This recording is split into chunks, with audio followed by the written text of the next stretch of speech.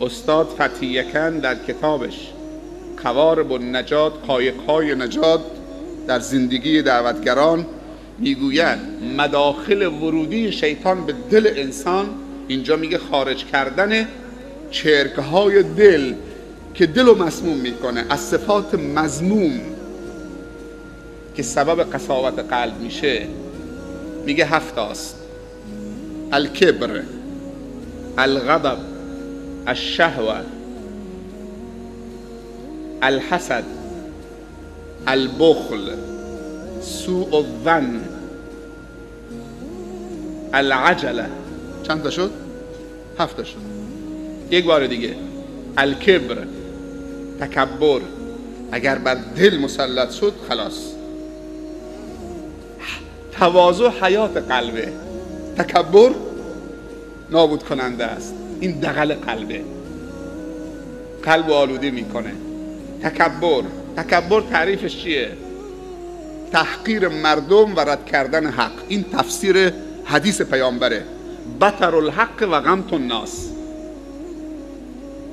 الغضب گفته از غضب از شیطانه، اگر شما رو عصبانی کرد بر دل وارد میشه دیگه، دل رو منفعل میکنه. بلا فاصله برو وضو بگیر، چون شیطان از آتشه و آتش با آب خنثی میشه و بهترین عامل خنثی کننده غضب وضوست و جابجا شدن و استغفار کردن از اون حالت. و در حال غضب و خشم هیچ موقع تصمیم نگیر و تربیت نکن. 3 الحسد، تمنای زوال نعمتی در برادری. اگر اون نعمت زائل شد تو خودت هم بی نعمت میشی، بلکه بگو خدایا به اون دادی، برکت در زندگیش بنداز، در نعمتش. به منم از خزینه خودت مثل اون بده، بدون که از اون کم بشه. چه اشکال داره اون داشته باشه تو هم داشته باشی. از شهوت علما میگن 3 تا شهوته: شهوت النفس، شهوت نفس، هرچی چشم ببینه دلم هوا میکنه، این مال من باشه، اون مال من باشه، اگه این مال من باشه چقدر خوبه، اگه این بوتیک مال من باشه، این ماشین مال من باشه. شهوت البطن، شهوت شکم، دیگه خودتون میدونید شهوت شکم یعنی چی. و شهوت الفرج، شهوت شرمگاه، نه اون شهوتی که با ازدواج و در مسیر خودش قرار میگیره. این چند تا شد؟ 4 تا. بخلم بر دل وارد میشه. الشیطان یعدکم الفقر، میگه اگه انفاق کردی فقیر میشی.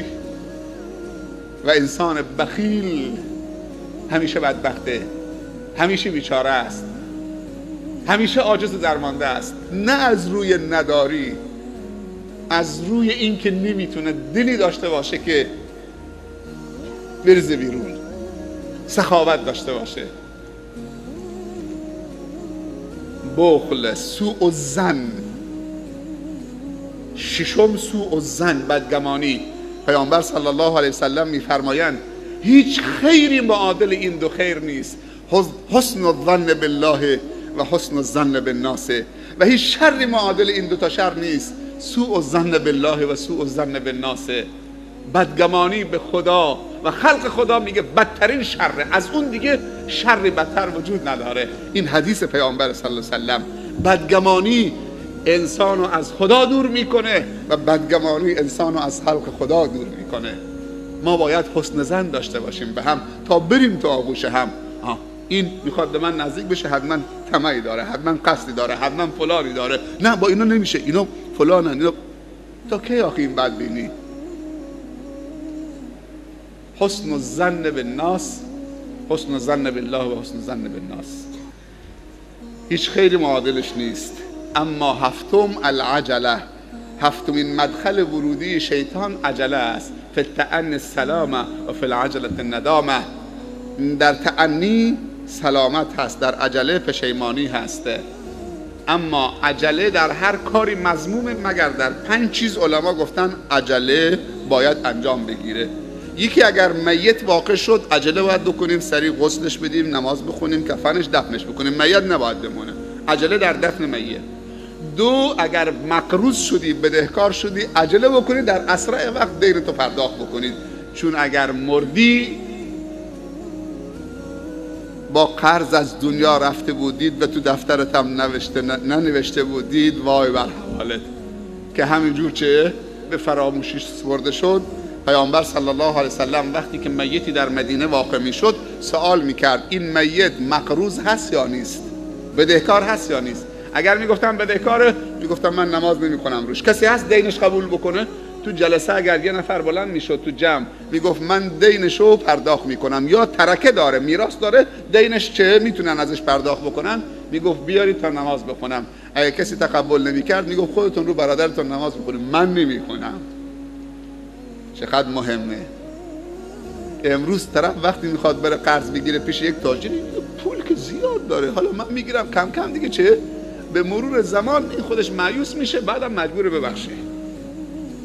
شده ها لحظه اولی که میده میگه خب این میلیونره، حالا 2 میلیون به من قرض بده چی میشه؟ بعد 5-6 سالم چه به تأخیر میندازم، بعدم مجبور میشه گذشت میکنه و چیزا آب از آب تکون نمیخوره. اینجاست که پیامبر صلی الله علیه و سلم میفرمایند اگر کسی لحظه ای که میخواد قرض بگیره قصدش باشه که پرداخت بکنه در اسرع وقت، خدا از نیست کمکش میکنه. و اگر کسی منظورش لحظه اول قصدش این که پرداخت نکنه، اگه میلیونر هم بشه نمیتونه اون 100,000 تومان رو پرداخت بکنه. اینا همش احادیث ها. و چهارمین عجله، پنجمین عجله، اول میت، دوم قرض، سوم توبه هم نباید امروز به فردا بندازید. و مهمان اگر آمد باید عجله کرد، هرچی تو خونه هست بهش داد، فردا ازش پذیرایی مفصل بکنید. نه اینکه مهمان الله شب رسیده خسته کوفته، تو برید حالا گوشت و مرغی که منجمد شده در بیارید، حالا مهمان داره چرت میزنه. عجله برای غذای مهمان، وقتی رسید اون چیزی که از بهش میدید فردا پذیرایی مفصل ازش میکنید. و پنجمین چیزی که درش عجله شرط هست، اگر دختر و پسری به سن ازدواج رسیدن، در معرض خطر چه فحشا هم بودن، جامعه هم جامعه سالمی نبود، باید عجله کرد و سریع اون آتش شهوتش رو خنثی کرد و زمینه ازدواجشون رو فراهم کرد. این 7 مورد بود که بالاخره مدخل ورود شیطان یا مدخل شیطان به نفس انسان هست. اما 9مین سبب برای انشراح صدر میگه ترک و فضول النظر و الکلام و الاستماع و المخالطت و الاکل و النوم. اینم خیلی جالبه که متاسفانه خودمون همه انجام میدیم. میگه 9مین سبب برای انشراح صدر و آخریش میگه ترک کردن نگاه های اضافی، صحبت ها و کلمات اضافی که لزومی ندارد، شنیدن چه و استماع به کلمات مردم و جملات مردم و صحبت مردمی که تو رو نطلبیدن که گوش بدید، و مخالطه. چند نفر اونجا نشستن به تو نگفتن بیا، دوستم ندارن، خودت میری جا میزنید. مخالطه در جایی که لازم نیست. و الاکل و خواب اضافی و نوم، ببخشید، و خوردن اضافی و نوم اضافی و خواب اضافی، اینا همه سبب چه؟ قسوت قلب می شود و سبب پراکندگی دل می شود. خیلی ها بی خود و بی جهت تو خیابون به همه چی میخوان نگاه بکنن، اصلا در خصوصشون هم نیست، بعد نگاه میکنن اشاره هم میکنن. خیلی ها تو خیابون داره میرید، از کجا میایید؟ چی تو پلاستیکه؟ نون تو پلاستیکه. چی تو پلاستیکه؟ سیب زمینی تو پلاستیکه. یعنی سین و جیمت میکنن چه تو پلاستیکه، برای کی میبرید، از کجا میایید، این موتور مال خودته، این ساعت مال خودته، این چیه تو کیفت فلان. در صورتی که پیامبر صلی الله علیه وسلم میفرمایند من حسن اسلام المرء، دنبالش بگید دیگه، من حسن اسلام المرء ترکه ما لا یعنی، از کمال و زیبایی اسلام یک مسلمان ترک ما لا یعنی است، چیزی که در خصوصش نیست و بهش ربطی نداره ترک بکنه. میگه از کمال و زیبایی و جمال ایمانشه. ولی ما نه، میخوایم ایمانمون رو زشت بکنیم، اونقدر سین و جیم میکنیم که آخر خودمون رو مرتبط بکنیم، ربطی هم نداره به تو. وظیفه تو کنار مسلمان رسیدی، سلام علیکم، علیکم السلام، بابا مریض بود حالش بهتر شده، از بیمارستان مرخصش کردید، الحمدلله. بچه ها خوبن، سلام برسونید، التماس دعای خیر، خدا هدایتتان بکنه، خدا توفیقتان بده. چه تو پلاستیکه، چه فلانه، چه تو جیبته، از کجا میای کجا میری؟ بعضی موقع چه دوستان نفر اونجا نشستن، یه جمع هم اونجا نشسته، حالا طرف میاد کنار پنجره میسی طوری میکنه، قرآن هم باز کرده ولی گوشش اونجاست، یه حالت هم به خودش میگیره. اگر میخواستن تو حرفشون رو گوش بدید میگفتم بفرما یه مشورتی هست، حتما یه بحث خصوصیه. ولی اگر 3 نفرید تو یک مجلسی، غیر از 3 نفر کسی دیگر نیست، پیامبر صلی الله علیه و سلم فرمودن 2 نفر حق ندارن یه نفر رو بکشه برن 2 نفری در گوشی صحبت در گوشی بکنن تا این که با مردم مختلط بشن، قاطی بشن. به خاطر اون یه نفر بدگمان میشه، فکر میکنه اون یه نفر رو کشید خودش تنها میمونه دیگه، شیطان برش مسلط میشه که این چی بود، حتما درباره من صحبت میکنم.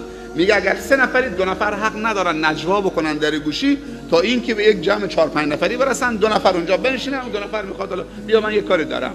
ولی 3 نفری تو بیا خودش تنها بعد در گوشی صحبت بکنید، مظنه‌ای برای تسلط شیطان و نفوذ شیطان میشه. و زیاد خوردن و زیاد خوابیدن هم سبب قسوت دل و مرگ دل میشه. زیاد خوردن و زیاد خوابیدن. جماعت تبلیغ میگن که من در خواب و خور خارج ز مسجد، حرف دنیایی ندا تعلیم طاعت اندر این کار میگردد. بیا با حوری جنت منه برگردنم منت، نهایی مقصدم چون رویت ستار میگردد. خیلی زیبا گفته که من در خواب و خور خارج ز مسجد، حرف دنیایی ندا. اگه عرضه دارید ندا، تعلیم طاعت اندر این کار میگردد. بیا با حوری جنت منه برگردنم منت، نهایی مقصدم چون رویت ستار میگردد. اینم بود اسباب انشراح صدر. خدا به ابن القیم جزای خیر بده که این همه معلوماتو رله کرده و علما در اختیار ما گذاشتن. خودشون کی به رحمت خدا رفتن، ولی هر وقتی که کتابشون مطالعه میکنیم همش نفع و فایده و همش هدایت و تقوا و برکته. علما اینطوری هن. سعدیا مرد نکورام نمیره درگز، مرد آن است که نامش به نکویی نبرد.